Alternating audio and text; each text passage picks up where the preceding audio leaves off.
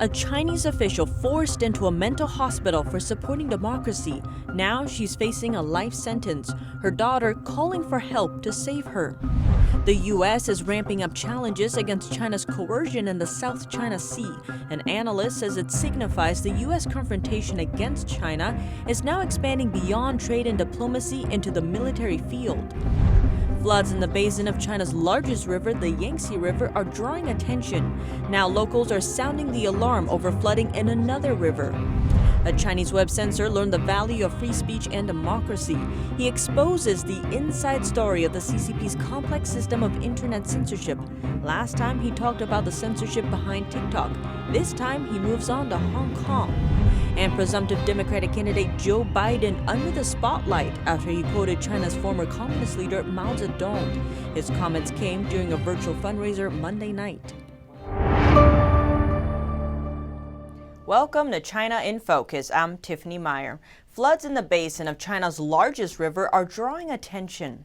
Now locals are sounding the alarm over flooding in another river. According to Chinese media reports, a new round of rain is set to hit the Yangtze River basin, as well as areas that the 1,000-mile-long river flows through. On top of that, flooding is also forecast to strike the Huawei River basin. As a result, China's Central Meteorological Observatory has issued a severe storm warning for 9 provinces and special districts. Affected areas include the southwestern province of Sichuan, the special district of Chongqing, the western province of Shanxi, the central provinces of Henan, Hubei, and Anhui, the eastern province of Jiangsu and Zhejiang, and the special district of Shanghai. According to the observatory, torrential rains have been battering the regions since Wednesday.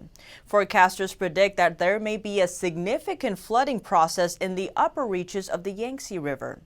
The authorities are also warning of significant flooding in the Huaihe River. The water level in the upper portion of the river is now close to the overflow point. Huaihe River is located between the Yangtze River and the Yellow River. It's over 600 miles long, and its watershed area covers more than 100,000 square miles. Elsewhere, Taihu Lake's water level is also on the rise. It currently exceeds its warning line by 2 feet. It's the third largest freshwater lake in China, covering 900 square miles. Since June, torrential rains and flooding have drenched almost 30 provincial-level regions in China. The downpours have affected nearly 40 million people and caused billions of dollars in damages. Farms and villages have been flooded, dams, houses, roads, and bridges have been washed away. Yet no senior Chinese Communist Party officials have visited the affected regions in more than a month. China's premier made the first visit to an affected city in northwestern Chinese province Guizhou on July 6th. But the area wasn't one of the worst hit. Communist Party leader Xi Jinping never appeared in the floods-affected areas. Beijing has allocated a total of $44 million for flood disaster relief. Based on the official figure that close to 40 million have been impacted, that equals less than $1.50 of relief funding per victim. Not to mention, this money will not be directly distributed to people. Instead, it's earmarked for restoration projects. Following recent reports of skyrocketing pork prices, other foods are now becoming more and more expensive too. Based on official statistics, China's food prices were up more than 10% in June. Some Chinese residents say food prices have even tripled. Experts say the prices will continue to rise, adding to the pressure on Chinese household budgets as incomes fall. Low-income groups will likely suffer the most. Price inflation has disrupted China's supply and demand chain and led to closures and slowdowns in factories, restaurants, and retail. A pro-democracy Chinese official is facing life in prison. She was forced into a mental hospital for distributing democracy flyers. Her daughter is trying everything to save her and has been threatened by authorities as well. NTD's Juliet Song has more. Chinese police forced a democracy activist into a mental hospital, although she has no signs of mental illness. Now she's facing the prospect of life in jail after handing out pamphlets. Feng Xiaoyan is a government researcher in China's eastern Shandong province. An outspoken supporter of democracy, she openly supports Hong Kong's pro-democracy protests and criticizes Chinese authorities' handling of the CCP virus outbreak. This April, she went to one of Beijing's most famous shopping streets to distribute flyers that promote democracy and call for reforms and a new leader for China. State security forces immediately arrested her and sent her back to Shandong. There, local police forced her into a mental hospital and subjected her to violence. In a written statement, her daughter wrote, "They slapped my mom on the face, stripped her down, and dragged my mom, who has a herniated disc, on the ground." Authorities say Feng has a mental illness and force her to take pills every day, which makes her shiver. But Feng's daughter did not report she had any signs of mental illness prior to the accusation. Feng's daughter said her mother would be released if she agrees to stop criticizing the Chinese Communist Party. But Feng refuses to comply or stay quiet. She told her daughter, "I'd rather die standing than leave on my knees." Feng also told her daughter that authorities threatened her with a life sentence. Her daughter, a 20-year-old student, contacted the mental hospital, trying to get her mom out. At first, staff denied any knowledge of her. Are you sure she's now at our hospital? Any evidence? After the daughter said she has seen Feng at the hospital and wants to take her home, the hospital staff responded, How can she leave since she hasn't recovered from her mental illness? Feng's daughter is being threatened for her efforts to save her mom. She said local government officials have threatened to send her to mental hospital too if she continues to speak out. Zhang Bei and Juliet Song, NTD News.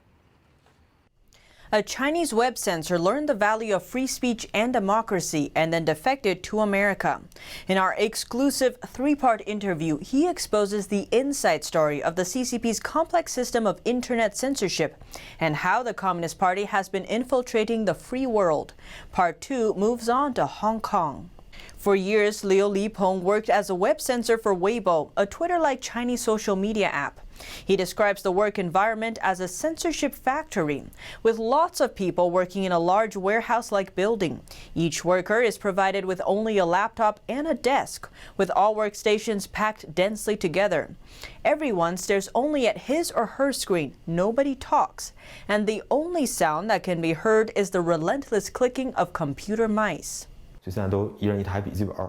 One laptop, one person in each desk, row after row after row of desks. Everybody has the same screen with the same operator interface. Isn't it a factory? Liu says almost all the senior positions are held by people in Beijing, but he explained that the censorship factories are also set up in other cities. Altogether, they employ 1 to 2 million web censor workers all over China. That's nearly as many workers as in the Chinese Communist Party's or CCP's 50-cent army. Liu noted the Cyberspace Administration of China set goals for internet celebrities to help suppress the freedom of speech online. In any case, the goal is to silence the Chinese people, silence opinion leaders. What they want is for people not to go against the CCP, not stand in their way, not know the truth. Liu said Weibo's censorship backend would classify users based on their race, geographical location, social status, and influence, among other factors. That information was then used to determine what to do with each user's posts. Liu also confirmed that as early as 2011, the Hong Kong issue was gaining major traction online. Even back at that time, social media accounts were getting blocked and posts were being deleted. Every time Hong Kong's July 1st Grand Parade happens, Weibo will automatically kill any posts from any Hong Kong IP address if they include pictures. But Liu secretly unlocked some accounts. User Jenny Hose was one of them. Liu says reading Jenny's posts helped him realize how the CCP stands against freedom and how a clear divide exists between the Chinese regime and other free countries. Liu believes Chinese authorities have been planning a scheme to suppress Hong Kong for a long time. I think the national security law on Hong Kong has been part of the CCP's plan for years. Now they're almost there. The regime must be thinking that they've finally gotten Hong Kong under control. Liu says he doubts the CCP has the guts for an armed war, but that will definitely enforce strict censorship in Hong Kong. The CCP relies on censorship to enslave people, deprive them of their freedom, and even their desire for freedom. Liu said he's tried to help others whenever possible. At one point, he disclosed a list of all sensitive search terms he knows of. That way, people know what words to avoid using in their posts so they won't get taken down. But he explained the sensitive word bank is far too large for him to know all of the censored terms. Liu said his talks with Jenny have always inspired him and that he purposely wore a pro-Hong Kong t-shirt for his interview. He says that reminds him of Jenny too. Unfortunately, Jenny's account was later blocked again and the two lost contact. Liu says he has a message for Hong Kongers amid their fight for freedom and is hoping to use our platform to reach them. Please keep fighting the good fight, like you inspired me years ago. As long as you keep going, you will inspire more people. People from all corners of the world will notice your efforts. As long as you keep fighting back against the CCP, people will continue to stand up for the cause, and help will always come.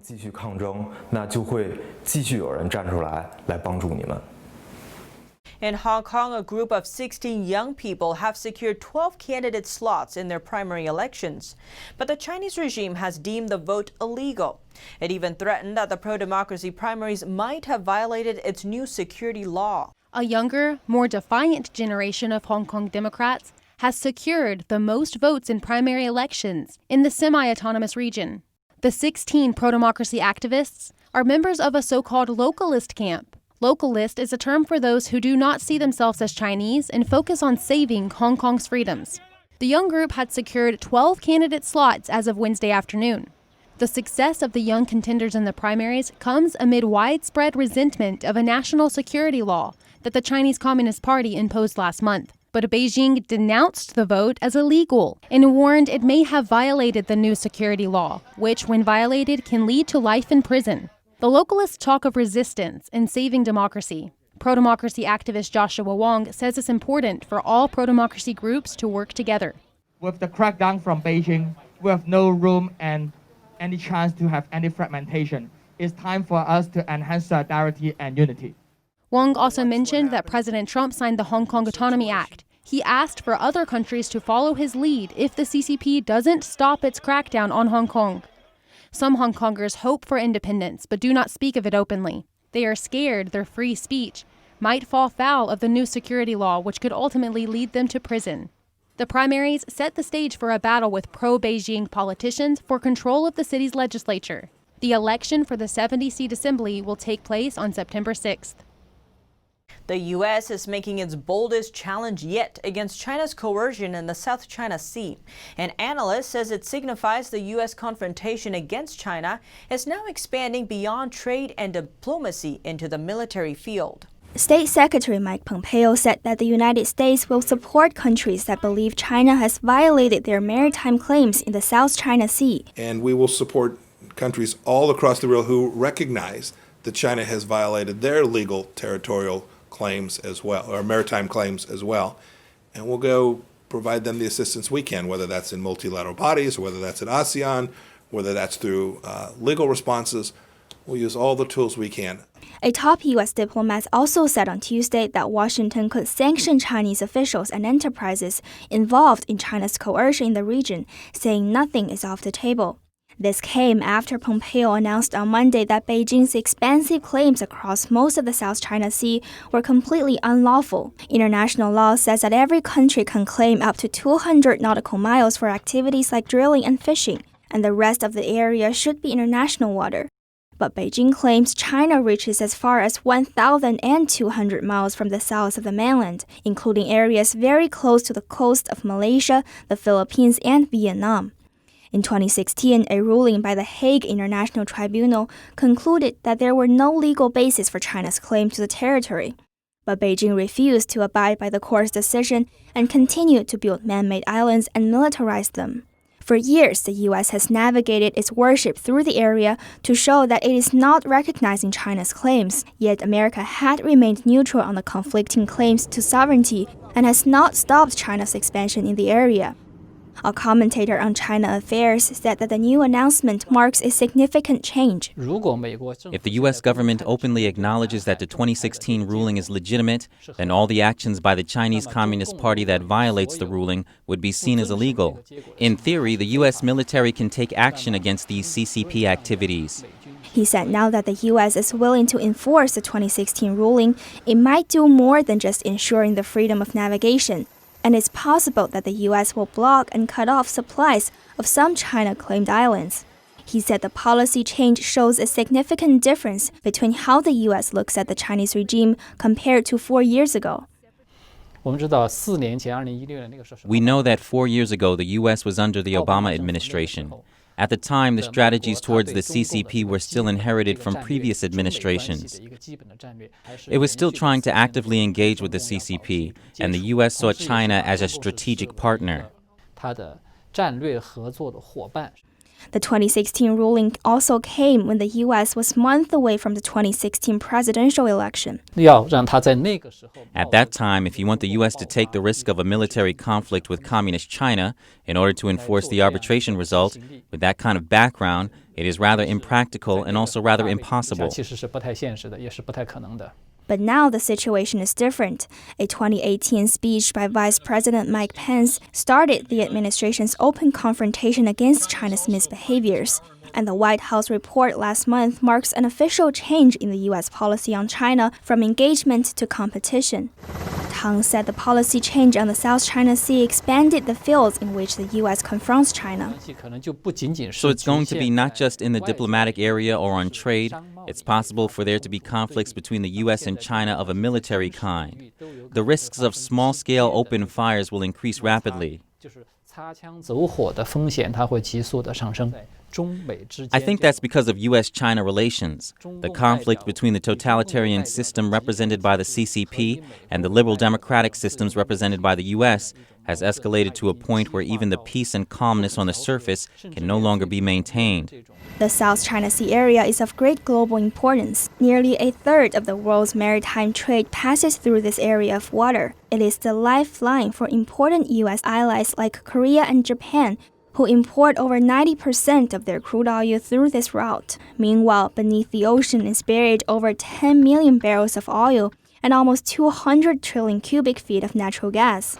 U.S. aircraft carriers have recently held joint drills in the region as a show of force. And on Tuesday, a U.S. warship sailed through the contested water near a network of man-made islands militarized by Beijing. Penny Zhou, NTD News. Joe Biden under the spotlight after he quoted China's former communist leader Mao Zedong. His comments came during a virtual fundraiser Monday night. Biden said on the call he wanted to cite an old Chinese proverb, "Women hold up half the sky." That quote was first presented by Mao in a bid for gender equality.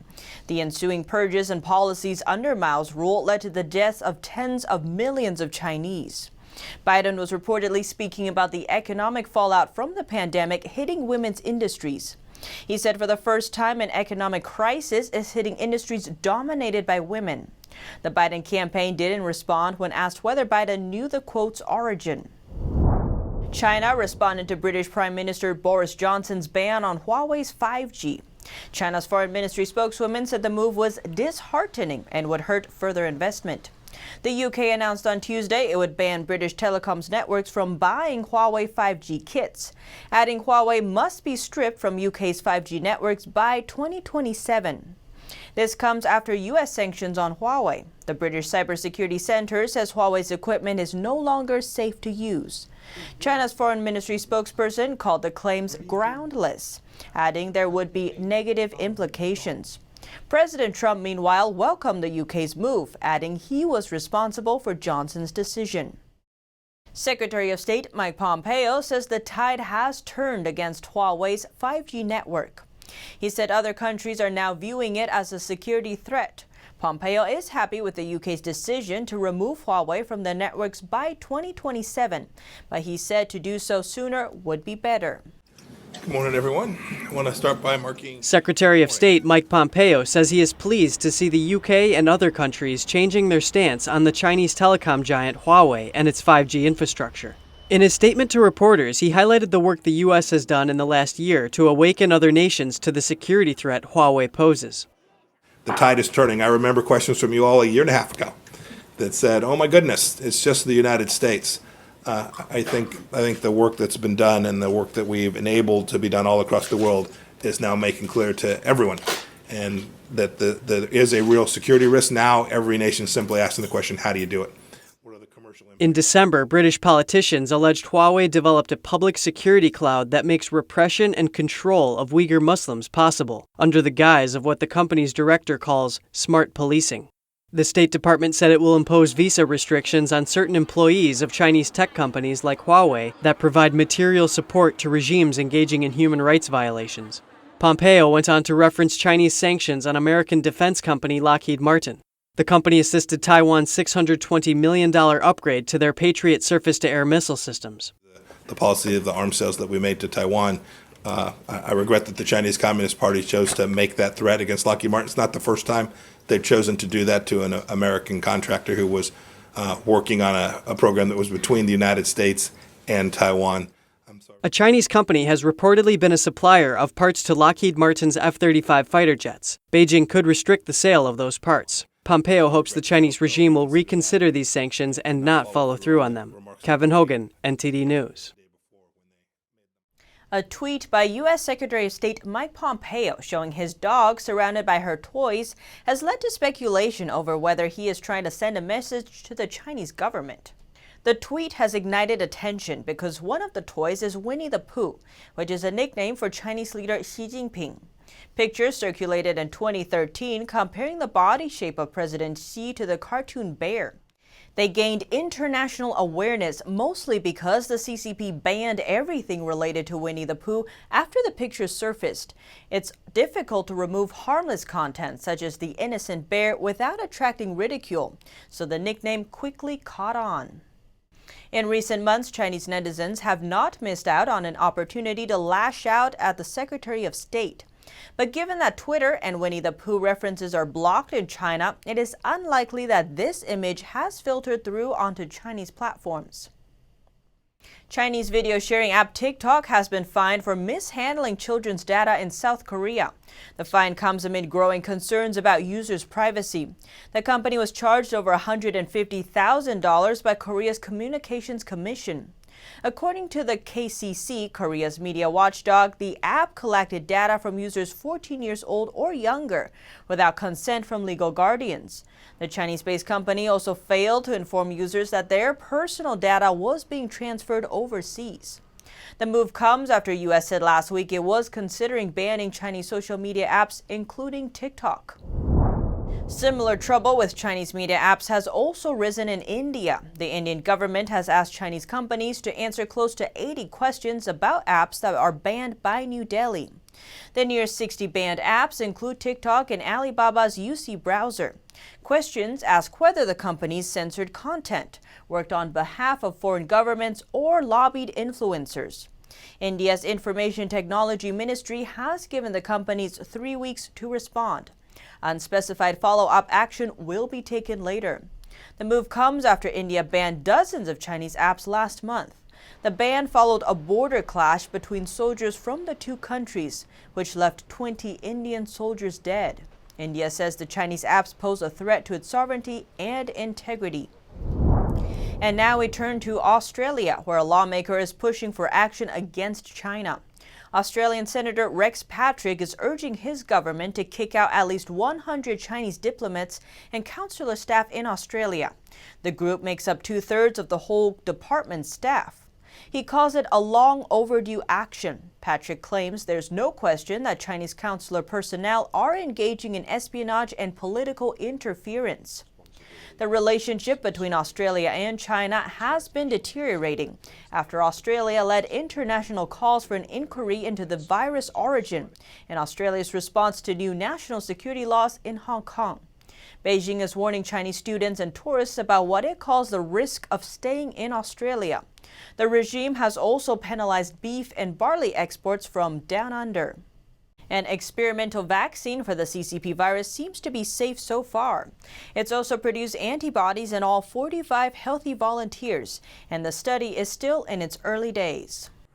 The first COVID-19 vaccine tested in people showed early, promising results on Tuesday. Biotech firm Moderna was the first to start human testing of an experimental vaccine for the coronavirus in March.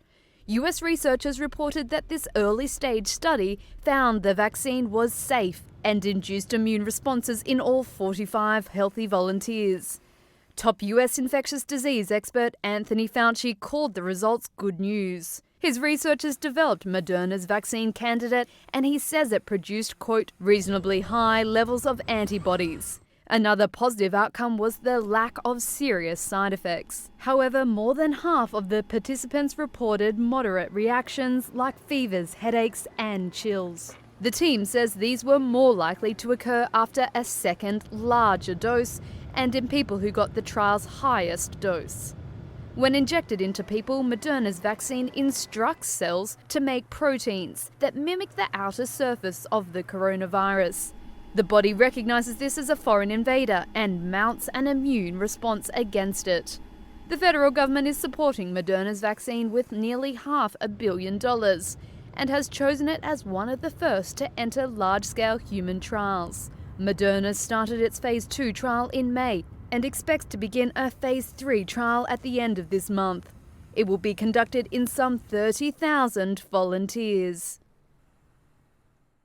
The pandemic is causing virus-wary kitchens to turn to technology for assistance. Robots that can cook. From flipping burgers to baking bread are growing in demand as a way to put some distance between workers and customers.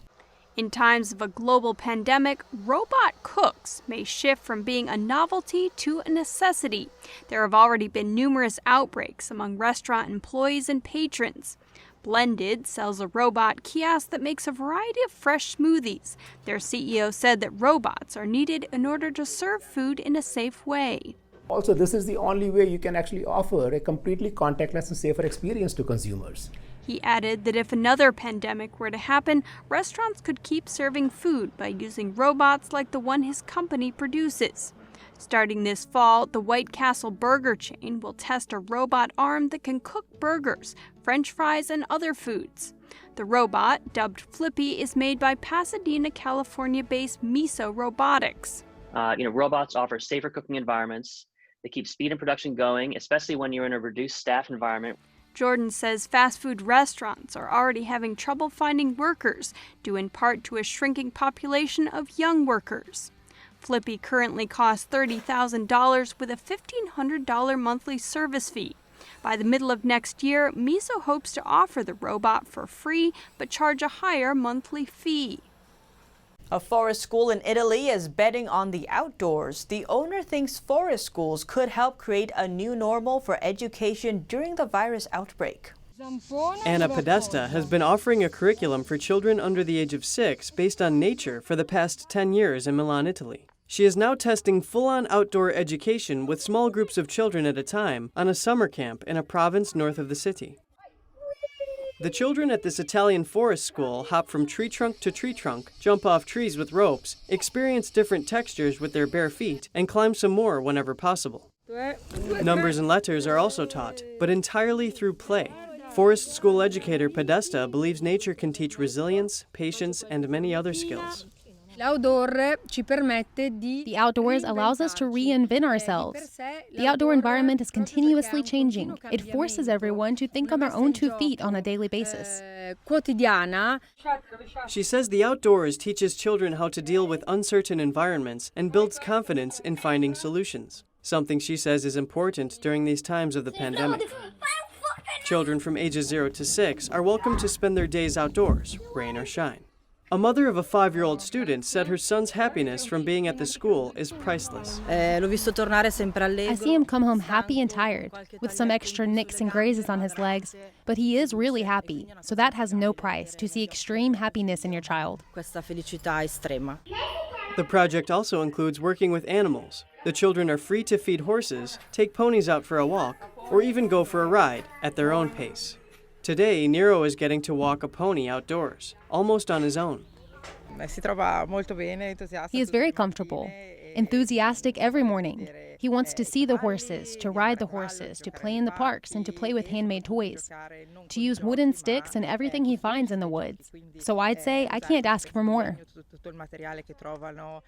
For this educator who works with children at the Birba Ranch, the outdoor environment has a fundamental benefit. The child can take those social masks off that they're obliged to keep on in other environments, such as the city or even in their own home. In September, if the pandemic allows, the school will be opening its doors to fee-paying children both in Milan and in the new location where the summer camp was held. And that's all for today's China in Focus. Thanks for watching and see you tomorrow.